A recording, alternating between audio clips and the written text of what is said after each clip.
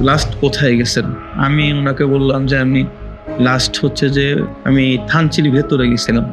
তখন এই কথা বলার সাথে, সাথে উনি রেজিস্ট্রারকে বলতেছে উনার ব্লাড নেওয়া এখনই। আমি কিন্তু কথা বেশিক্ষণ বলতে পারি না। এখনো শরীর অনেকটা দুর্বল। সুযোগ হয় না।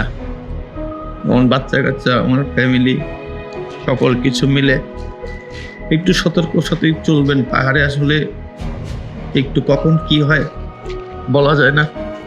এরকম তো আমার ওষুধ যেটা হচ্ছে জাস্ট খালি উনি আমাকে রোগ ফাউন্ড হওয়ার পরে ৩ দিন আমার এইচডিইউতে রাখছে। ৩ দিনে উনি আমাকে ৬ টা ইনজেকশন পুশ করেন। এই ৬ টা ইনজেকশন শুধু আমার টাকা দিয়ে কেনা।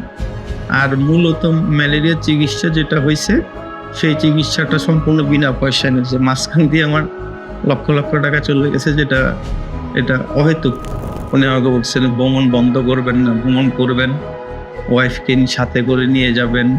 তা আমরা আসলে একটু সতর্ক হইলে মনে হয় আমার মতো পরিস্থিতি আসলে কারো হবে না। আসুন শুনি কি হয়েছিল তার ও কি সতর্কতা অবলম্বন করতে হবে।